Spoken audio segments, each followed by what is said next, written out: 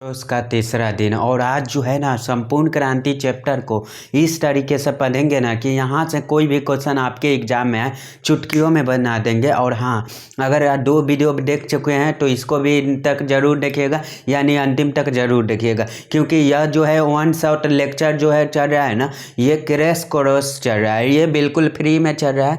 ये यहाँ पे आपको लेखक परिचय, जिससे आपको एकदम ऑब्जेक्टिव बहुत ज़्यादा पूछे जाते हैं, सारांश जिससे मतलब सब्जेक्टिव पूछे जाते हैं, और किस तरह से मतलब कैसे कैसे पूछे जाते हैं ना, वो क्वेश्चन जितना भी आई क्वेश्चन होगा ना वो सभी लेते चलेंगे। ठीक है, पिछला 1 और दूसरा चैप्टर में देखे थे।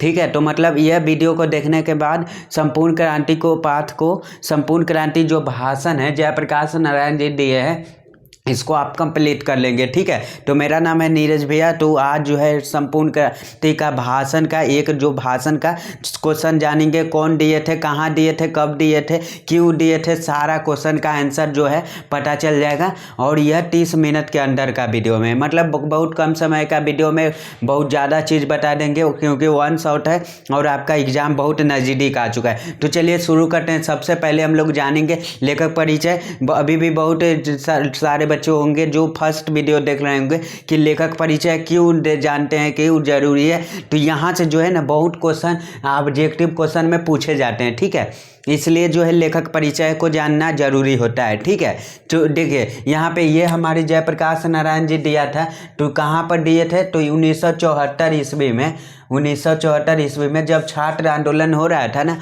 ये उसी समय पटना के गांधी मैदान में 5 जून को 1974 को, ठीक है, 5 जून को दिए थे पटना के गांधी मैदान में भाषण। ठीक है, इनका नाम क्या है जी, तो जयप्रकाश नारायण जी इनका नाम है। ठीक है, जयप्रकाश नारायण। चलिए अब नेक्स्ट देख लेते हैं। देखिए अब जानेंगे कि इसका जन्म कब हुआ। तो इनका जन्म जो है, इनका जन्म कब हुआ। ठीक है, तो इनका जन्म अब देखते हैं। तो जन्म इनका 11 अक्टूबर 1902 को हुआ।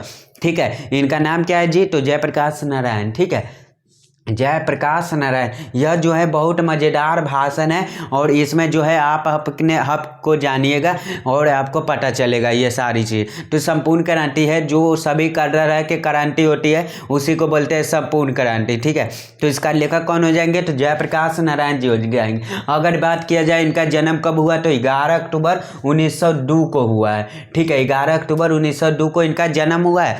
और इनका निधन कब हुआ, तो मतलब मृत्यु कब हुआ, तो देखिए 8 अक्टूबर 1979 को इनका मृत्यु हुआ था। ठीक है, 1974 में इनका जन्म दिया, मतलब भाषण दिए थे, उसके 5 साल बाद 1979 में इनका निधन हो गया। तो जन्म स्थान की बात किया जाए तो जन्म स्थान है सिताब दियारा गांव में। सिताब दियारा गांव में हुआ है इनका जन्म। माता पिता का नाम इनका देख लेते हैं। तो माता का नाम फूलरानी और पिता का नाम इनका हर्षु दयाल है। ठीक है, ये वाला क्वेश्चन आप भी लगा लीजिएगा।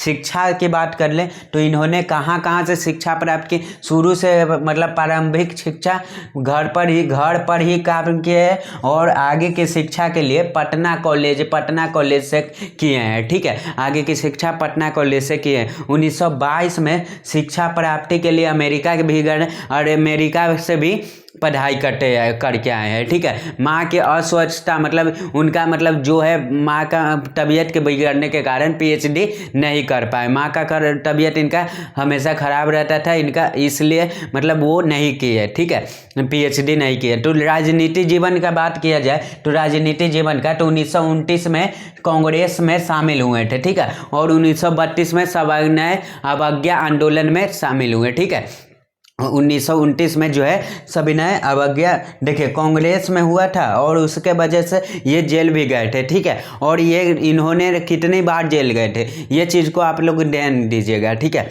देखिए कांग्रेस 1939 ईस्वी में मतलब कर दिए, और 1939 ईस्वी में दोबारा जेल गए। ठीक है, 1952 में जो है सजा परिषद लोज का प्रजा सोशलिस्ट पार्टी का गठन किए थे, मतलब जेल से निकल के आए फिर एक गठन किए थे एक पार्टी को। ठीक है, स्वराज पार्टी, ठीक है। सविनय देखिए सबोदय आंदोलन से जुड़े, ठीक है, मतलब 1974 में 60 आंदोलन का नेतृत्व किए और उसी तरह से आपातकाल के दौरान जेल गए और जनता पार्टी का गठन हुआ। मतलब इनका मार्गदर्शन में किसका दर्शन पार्टी का हुआ, तो मार्गदर्शन पार्टी का, ठीक है। ये हमारे लेखक जो कि जयप्रकाश नारायण जी संपूर्ण क्रांति भाषण का लेखक है, इनका ये क्या कर रहा है, तो लेखक परिचय। तो अब चलते हैं भैया कहाँ, तो लेखक चैप्टर की सारांश के तरफ, ठीक है। सारांश से आपके 5 मार्क्स वाले 2 मार्क्स वाले सब पूछे जाते हैं, ठीक है। बहुत मज़ेदार तरीके से हम करेंगे आज ख़त्म, और गेस्ट पेपर मॉडल पेपर कुछ कोई भी उठा लीजिएगा, टोटल समझ आएगा और इतना कॉन्फिडेंसी के साथ पढ़ा देंगे और आप अपने भाषण को दूर से दे देंगे, ठीक है। चलिए तो नेक्स्ट देख लेते हैं, पाठ का परिचय में बात करते हैं। तो प्रस्तुत पाठ देखें, ये सारे के सारे हमें पूरे लोकनायक के नाम से जाने जाते हैं, जयप्रकाश नारायण जी को।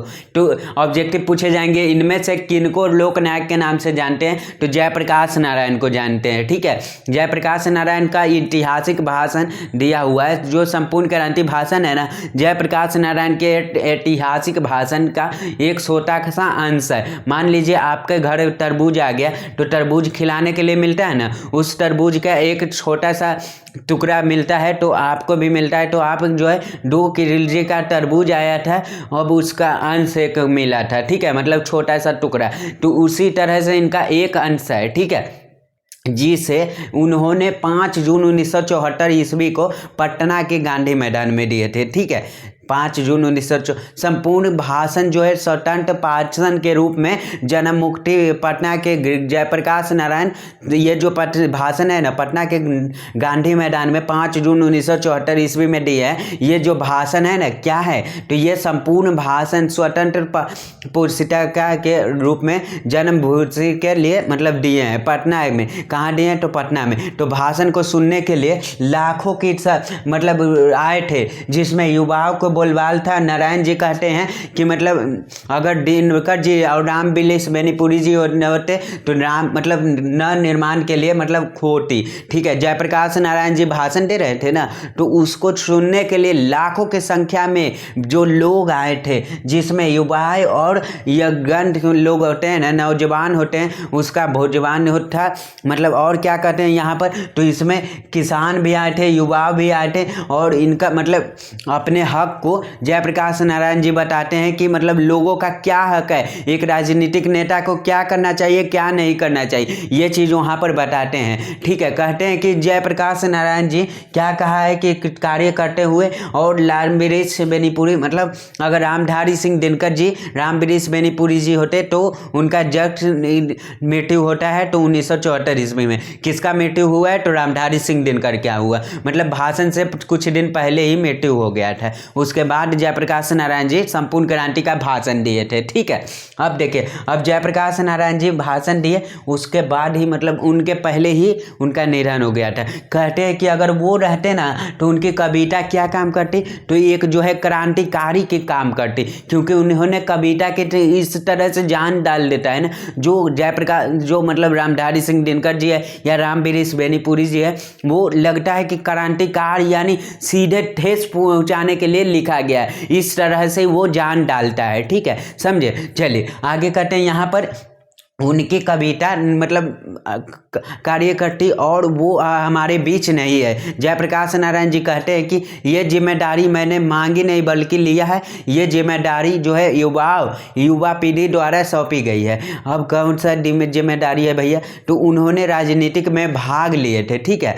राजनीतिक ये भाषण ये जिम्मेदारी मैंने लिया नहीं, ये बल्कि लोगों के द्वारा दिया गया है, बल्कि मतलब लोगों की बात सुनेंगे और अपना भी सुनेंगे, ठीक है। मैं नाम का नेता नहीं बनूंगा, मतलब जयप्रकाश नारायण जी बोले कि हम मतलब बिहार का सीएम है, बिहार का पीएम है, ये है वो है, मतलब चाहे गांव का है, मैं नाम का नेता नहीं बनूंगा, सबकी बात सुनूंगा, लेकिन अंतिम फैसला मेरा होगा। लेखक ने अपने परिवार के गरीबी के अनुभव में अमेरिका में पढ़ाई की है और अनुभव की है, और तथा वो वापस आकर और कांग्रेस में शामिल हो गए 1929 में, ठीक है। कोई भी नेता बन रहे हैं तो किस चीज़ के लिए बन रहे हैं, तो इस चीज़ के लिए मतलब पैसे हो जाएंगे, पावर हो जाएंगे, ये सब के लिए। लेकिन जयप्रकाश नारायण जी कहते हैं कि मैं नाम का नेता नहीं बनूंगा, बल्कि नेता बनूंगा तो आप सबका बात सुनूंगा, लेकिन अंतिम फैसला मेरा होगा। इसलिए बोलते हैं जयप्रकाश नारायण जी ने, क्योंकि वो जो है गरीब, बहुत गरीब फैमिली से थे और उन्होंने मतलब घर की अवस्था बहुत मतलब खराब होने के वजह से और भी अमेरिका में गए। ठीक है, अमेरिका में गए, होटल में बर्तन धोने के काम किए थे। उन्होंने पैसे के रीजन कम होने के रीजन में वो जो है अमेरिकी लड़की के साथ मिलता रहता था, अमेरिकी लड़का के साथ, और एक बेड पे 2 लोग सोते थे, क्योंकि कुछ पैसे बच जाएंगे और 2 आदमी रहेंगे तो दोनों का मतलब कम से कम महसूस किया है, गरीब की को देखा है। और वहाँ से आए थे ना तो कांग्रेस में 1929 में शामिल हो गए। आगे जाएंगे कि जयप्रकाश नारायण जी जो भारत से मिलने बहुत ज़्यादा नेता आए थे। ठीक है, बहुत सारे नेता आए थे और सब लोग एक तट उन्होंने लोकतंत्र की शिक्षा दी। और दूसरी तरफ क्या कहते हैं, लोगों को जुलूस को रोका गया था। ठीक है, एक तरफ तो है जो जयप्रकाश नारायण जी को लोकतंत्र के मतलब लोकतंत्र क्या होता है, लोकतंत्र में लोगों का अधिकार होता है, और दूसरी तरफ जो है ना क्या कहते हैं, जुलूस कर रहे थे ना लोगों, मतलब उसको रोका गया, जयप्रकाश नारायण जी रोका गया था। आगे है ऐसे लोगों को शर्म नहीं आती जो एक तरफ लोकतंत्र की बात करते हैं और दूसरी तरफ एक लोकतंत्र के मतलब कहते हैं, ऐसे लोगों को शर्म नहीं आती जो एक तरफ लोगों का बात सुनेंगे, लोग जो कहते हैं ये करेंगे। और आजकल के नेता को देख लीजिए, दूसरी लोग मतलब इस नेता पावर में आ जाता है तो उसी किसी स्टूडेंट को पिटवा देता है, किसी को कुछ भी कर देता है। ये जो है लोगों को शर्म नहीं आती, जयप्रकाश नारायण जी कहते हैं। आगे यहाँ पर क्या है भैया, तो यहाँ पे लेखक जो है कुछ मित्रों के उनका इंदिरा जी का मेल मिलाप करवाना चाहते हैं। लेखक जो है ना उनको मतलब कुछ मित्रों जो है इंदिरा मिल मिलाप करवाते हैं, यानी कथा और बॉन्डिंग कर बनाना चाहते हैं, सफल होना चाहते हैं। लेखक कहते हैं कि मेरा इंदिरा जी से व्यक्तिगत झगड़ा नहीं है, मतलब उनकी नीतियों से, गलत नीतियों से झगड़ा है। ठीक है, कोई भी इंसान है, देखिए एक इंसान है, कोई भी इंसान है, तो ये थोड़ी है एक बार मतलब गलती कर दिया तो उसका मतलब उसका नीति विचार गलत हो सकता है, लेकिन इंसान तो गलत नहीं हो सकता है ना। इसी प्रकार से जयप्रकाश नारायण जी कहते हैं मेरे जो व्यक्तिगत इंदिरा गांधी से झगड़ा नहीं है, मतलब तुमको हम पसंद नहीं करते हैं, तुमको चाहे मेरा झगड़ा है। कहते हैं कि व्यक्तिगत इंदिरा जी से झगड़ा नहीं है, उनकी नीति जो है ना, उनके विचार से जो है मेरा झगड़ा है। ठीक है, लेखक ने कई बार बापू और नेहरू जी को आलोचना की है। कहते हैं कि मैंने तो बहुत बार बापू जी यानी महात्मा गांधी जी और जवाहरलाल नेहरू के भी आलोचना की है, मतलब उसके भी अपनिया की है, मतलब फौजी। लेखक कहते हैं कि आज राजनीतिक में भ्रष्टाचार बढ़ा है, जिसका प्रमुख कारण मतलब कहते हैं कि आज जो है ना राजनीतिक में भ्रष्टाचार इतना ज़्यादा हो चुका है। अभी जो है बिहार का राजनीति चल रहा है, इसमें क्या है, कोई पैसे से वोट खरीद रहा है, कोई अपना एफर्ट पूरा डाल रहा है कि मतलब ये कर देंगे, वो कर देंगे, युवा को नौकरी देंगे, ये करेंगे, मतलब ऐसे करके 50 करके मतलब दिलासा दे रहे हैं, और लेकिन होता कुछ नहीं। मान लीजिए 5 साल 15 साल 20 साल में कुछ नहीं हो पाया, वो क्या 5 साल में अगला हो पाएगा? नहीं हो पाएगा। ये सिंपल सी बात है, मतलब चुनाव पर इतना ज़्यादा खर्चा कर देते हैं ना कि आधा से बेसी उसी में खर्चा कर देते हैं। ठीक है, मतलब ऐसे ही मतलब होते गया, और राजनीतिक जीवन में मतलब इन्होंने 1929 में जुड़े थे। ठीक है, अब उसी के बाद जो है ऐसा कहते हैं कि आज के लोकतंत्र में जनता को इतना अधिकार है कि वह जो है ना मतलब चुनाव के बाद अपना प्रतिनिधियों के ध्यान दे। कहते हैं कि आज जो है जनता है कि मतलब इतना अधिकार है ना, सिर्फ इतना अधिकार है कि वह जो है